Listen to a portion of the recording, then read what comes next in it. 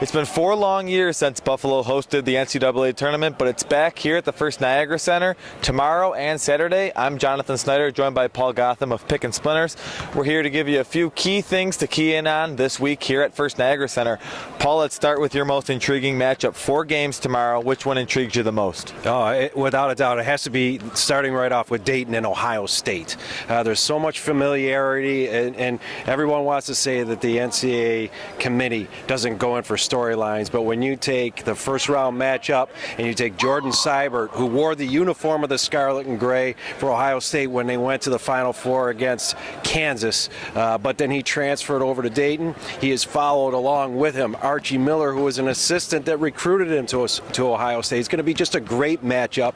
You have Ohio State that holds teams under 60 points a game, but yet the Flyers and their offense can score a lot of points, particularly behind the arc, and that is something that Ohio State does a great job of limiting opponents. I really don't think there's a better game to kick off these 4 games here at First Niagara Center. I too think that's the matchup to watch here. You talked about Sibert, but I think another storyline is Aaron Kraft and how he'll come out in his final go around for Ohio State. A lot of storylines, battle for Ohio. I think another thing to watch is how the A-10 comes out. They want to flex their muscles. There's been a lot of talk about how they didn't necessarily deserve 6 bids. Well, they got them, and now they're going to prove that they did deserve them. Paul, we'll jump now to your most intriguing one-on-one matchup, player-on-player, here in these 4 games here in Buffalo. Freshman DeAndre Bembry for St. Joseph's covering Shabazz Napier from UConn. Oh, it's got everything with the intrigue with it. Bembry is just this great, long, athletic freshman. I realize Matthew Wright from St. Bonaventure is no comparison to Shabazz Napier. There's no comparison. Well, there's a little bit, but not that much.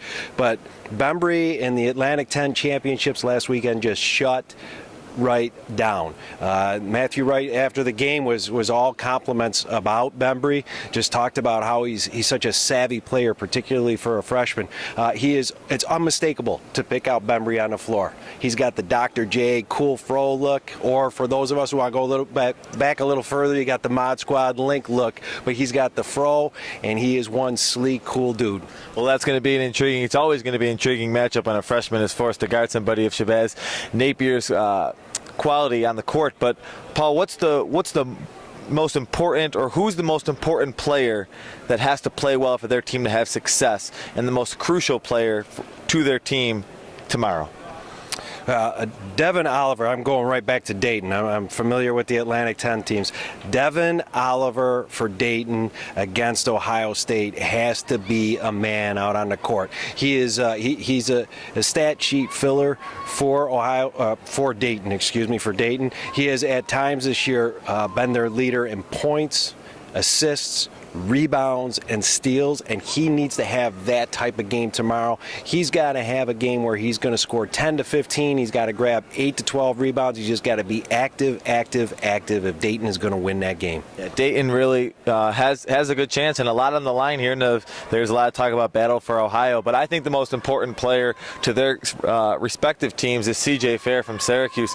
Syracuse has really struggled to score the ball over the second half of the season, especially as they've gotten down the stretch in ACC play. Last year they lost 5 of 6 games coming into the NCAA tournament. Haven't lost quite that many this year, but still on a negative slide coming in. So I think Fair is critical. The preseason ACC Player of the Year is going to have to step up offensively. We can't have any more. He can't have any more 3 of 16 shooting nights if Syracuse looks to get out of Buffalo or even out of the first round. They can't look past Western Michigan, the MAC champions. But CJ Fair to me is the player that has to is most important to his team's success. He's going to have to play well, especially offensively, for the Orange to have success. For all NCAA tournament coverage from here at Buffalo, you can check out Paul's work at pickandsplinters.com. It'll also be linked up to USA Today Sports. You can also check out my work at big4talk.wordpress.com. For Paul Gotham, I'm Jonathan Snyder reporting here at the First Niagara Center for this year's NCAA tournament.